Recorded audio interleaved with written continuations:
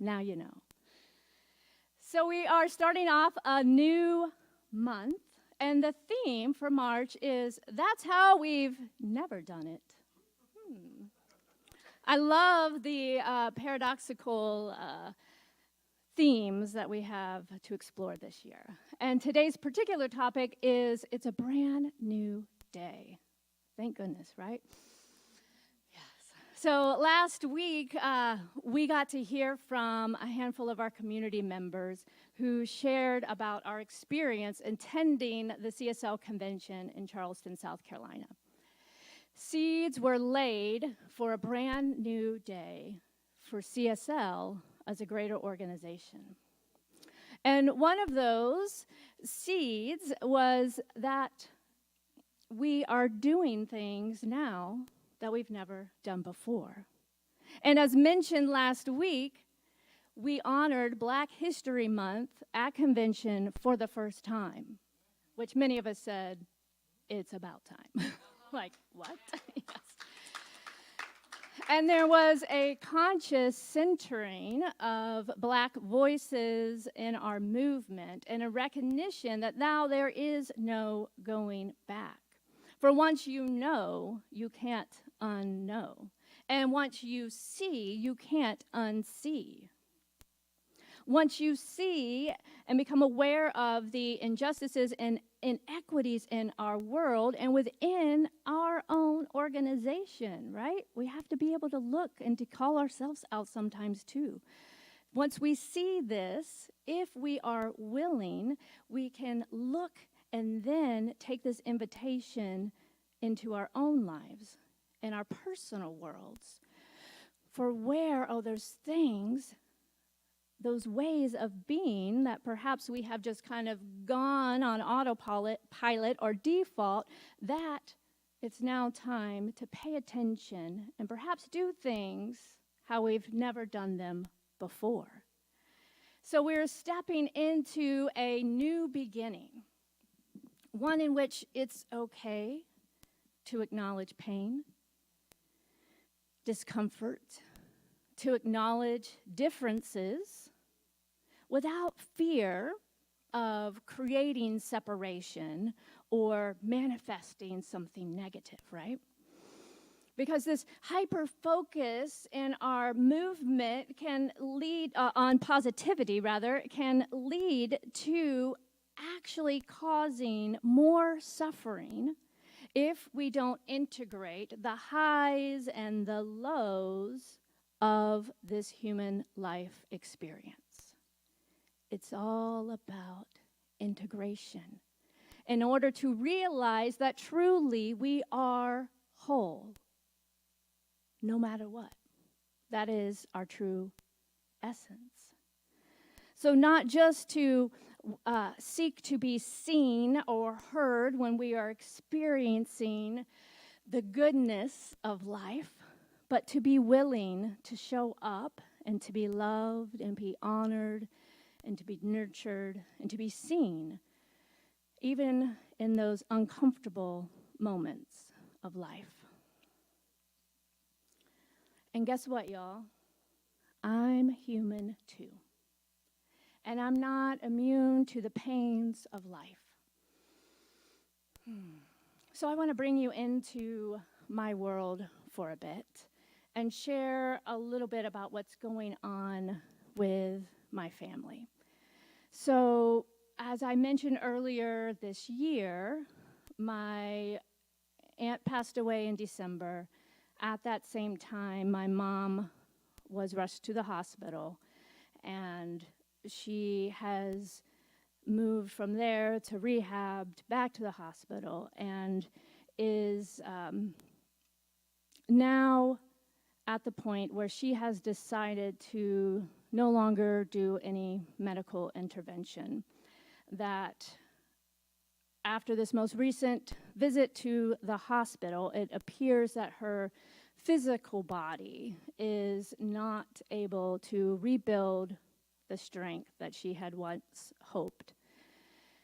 She's still very cognizant and aware and was able to make that decision for herself.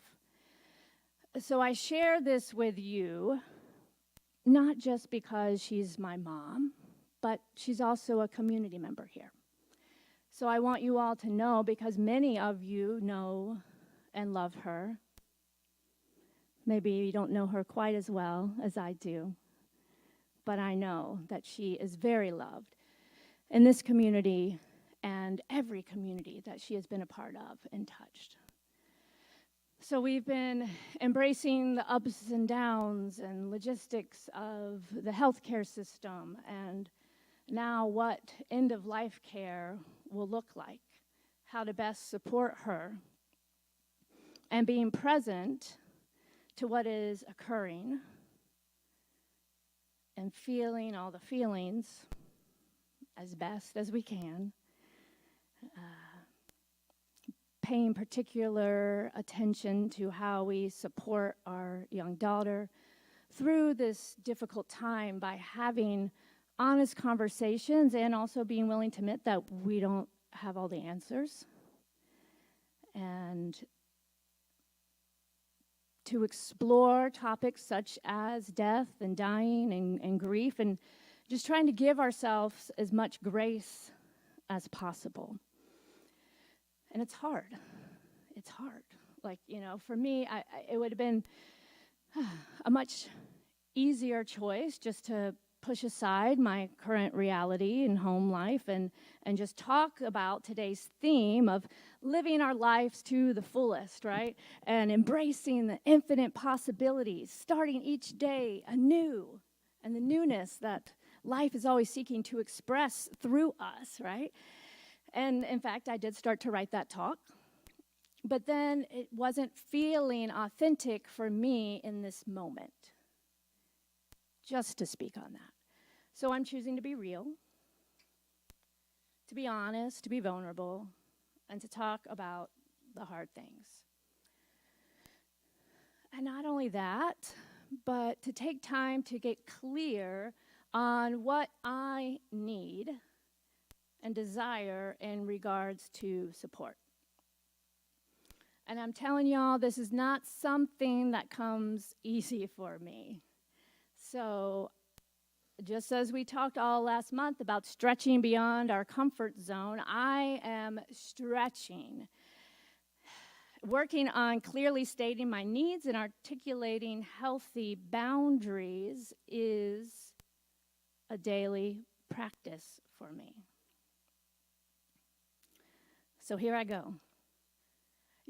I just have to say, this is a very weird job, like at least the way I do it, right? Because I get to practice in a very public way. But I thank you for your support and witnessing me for this. So one thing I would just like to make a request that you all don't ask me how my mom is doing. I'm grateful for the support and the love, and I know that there are many people that love my mom, and I've been reaching out. And to be honest, where I'm at right now, it's starting to be overwhelming. And not that anyone's done anything wrong. I am just getting clear on what I need now and moving forward, which is to focus on being present with my mom, our close friends and family that are coming into town. And so I've reached out to our practitioner, Patty Cooper, and she is going to be a point of contact for this community. So if you have questions, if you want to know updates, if you want to check in about my mom, Patty is the one to reach for that. I'll be filling her in, and then she can fill in everyone else. And she has some cards over on the practitioner table. If you want to pick one of those up and get her email address, that would be a good way to communicate with her. I want you to know that I also have support systems in place. I have other ministers on call to fill in when the time is needed. And, I want to be clear, I'm not announcing that I'm going on leave if we have an appointment, if we have a class scheduled. unless I reach out, these things are still happening. And I just ask for grace as I move through this one day at a time. It's a very unpredictable time, and as much as I would love to plan and know that exactly what I plan I can show up fully for, that's just simply not the case. And one day at a time, right? One day at a time. You know, what I've noticed is some days I'm feeling up for doing all the things, and it feels good to be in that flow of spirit and creativity, because this isn't just like a job, right? If I had a job that didn't bring me life, that wasn't fulfilling and purposeful, yes, I would probably just take off for a good amount of time. But this community brings me so much joy and fulfillment too. So there are days when that feels great. And then there's days when I just need to kind of sleep, or my brain is just kind of going, meh, all right. So this is where we get to practice together, because I know I'm not the only one. I know I'm not the only one in this community that's grieving. I know I'm not the only one in this community that is going through hard things, hard times, whatever that loss may be. Or that struggle may be. And I'm hoping that this is an opportunity for us to practice together. Being vulnerable, being authentic, showing up, letting each other into our worlds so that we can support each other. You know, there's just such a time that we, just wouldn't talk about things because we didn't want to be a burden on others, right? Or we didn't want people to know what was going on unless we would only show up if we're happy, it's good, yeah, it's a good day, right? And how can we start to hold it all? To be a space where folks in this room right now are feeling like on fire and, like on top of the world with life. There's others that are struggling, there's others that are grieving, and none of it is right or wrong. We get to show up in our fullness, and we don't need to feel bad either when we are having a grand day and feeling good to express that with the world too, right? So this is an opportunity to practice together and to move through the hard things in life consciously, and not to take things personally or make up stories based on how someone else may be acting or responding or not responding to us, because we don't know what people are walking around with. So let's give each other that benefit of grace, to trust that we are doing our best, showing up how we can, and we're human.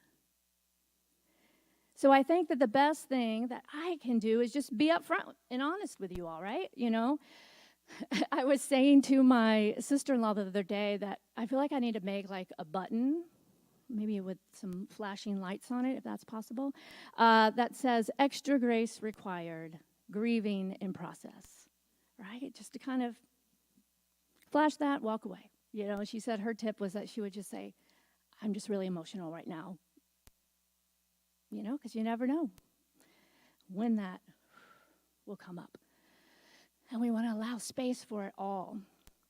Not to feel like we have to stuff anything in order to please other people, right?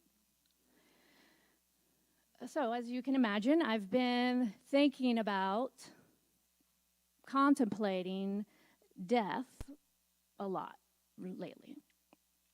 Being with my aunt in those final days, so close to the veil. Today, March 3rd, is my dad's birthday, and it's been almost 20 years 20 years since he died. So it's that time, right? And doesn't things always seem to converge at once?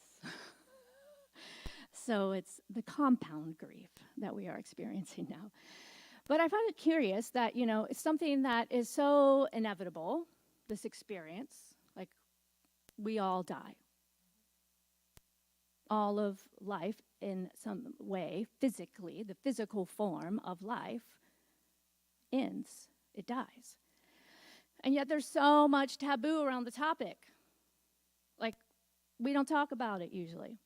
There's, similar to money and politics and religion, there's these taboo topics that we are breaking free from those old paradigms of what we should and shouldn't talk about so that we can have a more conscious relationship with these areas of our life and not feel like they are things that need to be hidden away in shame. Health issues, right? Like, how many of us still, don't want to talk about it? We don't want to burden people, or we don't want to be, I don't know what, the shame, the judgment, what? Let's be willing to acknowledge that we are whole no matter what. We can be whole and have a chronic illness. That's what we're talking about this week in class.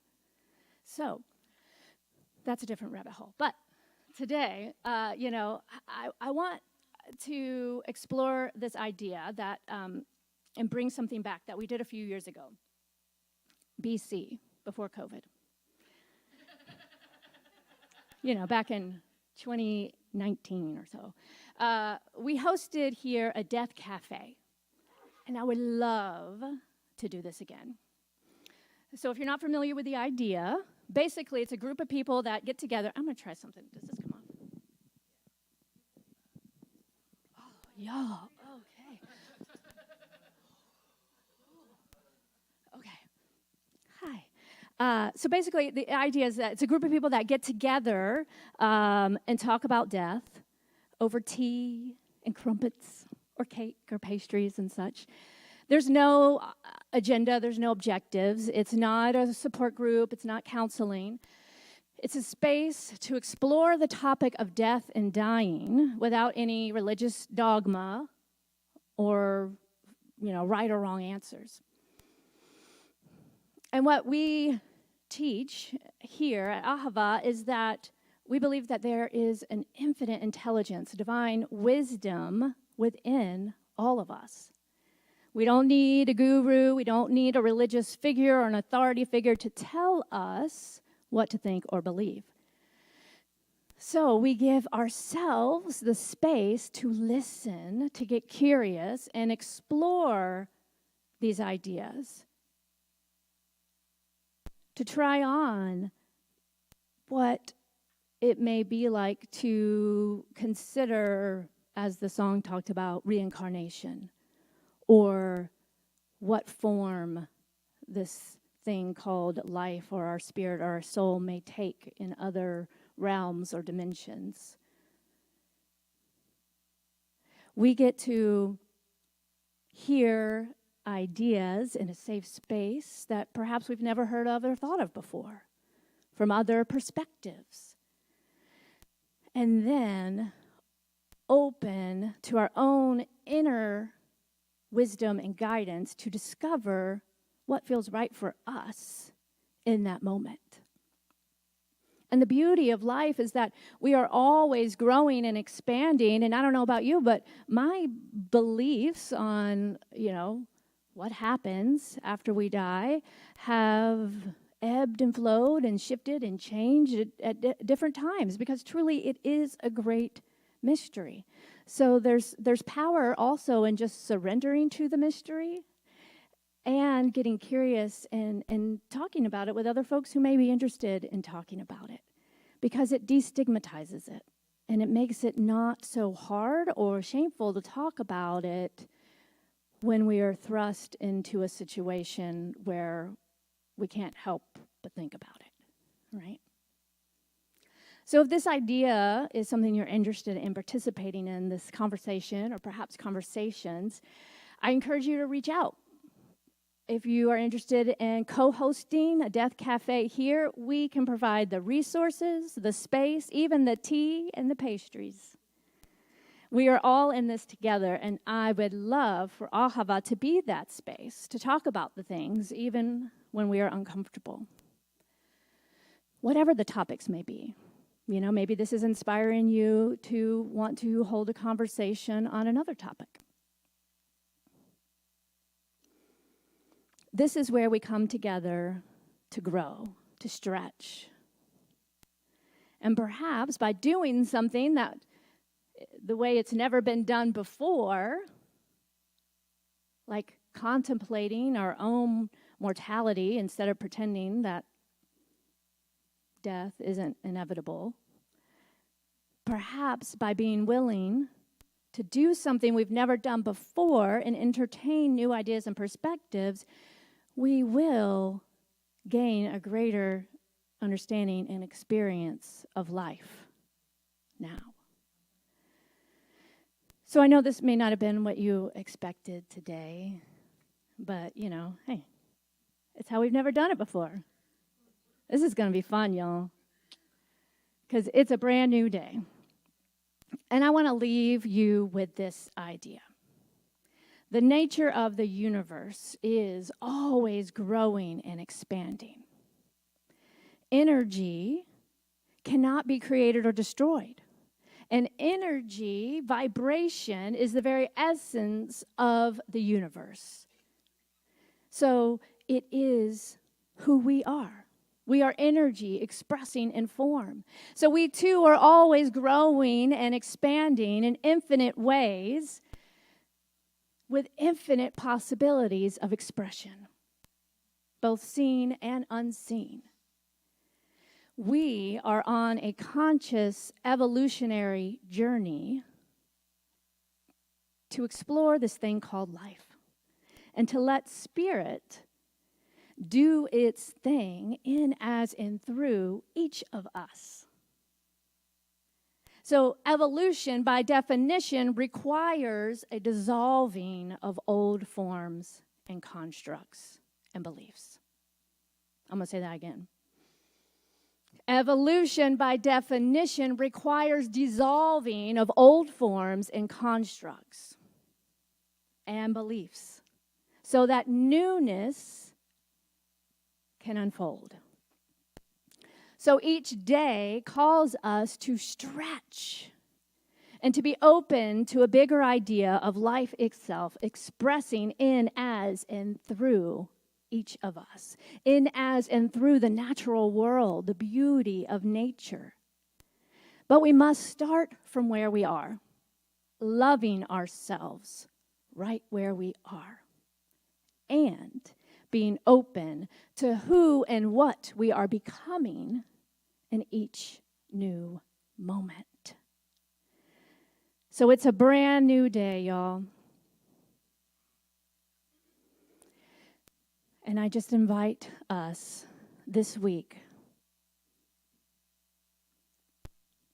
to open up to that space of grace within our hearts for ourselves and each other. Because we don't know what is going on in the lives of people around us, but we can always choose to be kind and to let love lead the way, yes? Yes. So I'm going to invite Belle to come on back up, and we're going to take this into prayer. So finding a nice, relaxed position. If you want to close your eyes or find a place to find a nice soft gaze, to focus your awareness. Breathing in right here, right now, to the love that is present.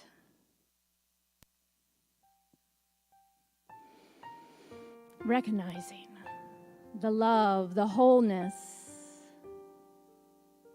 the wisdom, the peace of life itself.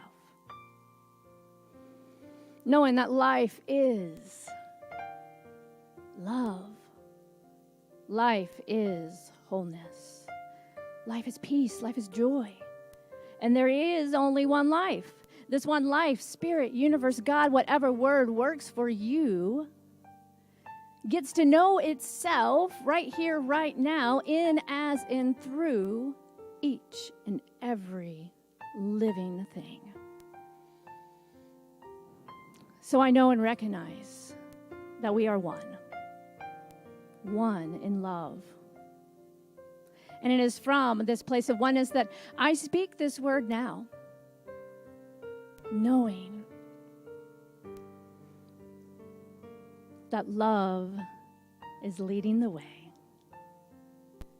Claiming that my heart is open to receive and allow the flow of love and peace and freedom to move through my every cell. That space between the smallest particle of life that is both in the small and the grand. That energy of life, that creative energy that is ever-changing and evolving. So I know that right where I am, peace is. Right where I am, love is. Right where I am, God is. And I'm so grateful that I can lean into this truth and allow this wisdom and this peace and this beauty and this love to show up as me. And to be willing to see that in all of the circumstances and the people and the relationships of life. To see the beauty, perhaps in those unseen places. To feel the love and the cracking open of our heart, even in the painful, uncomfortable circumstances of life. For I know that we are whole. Nothing can disturb our peace. Nothing can take away our inherent wholeness. For it is the true essence of who we are.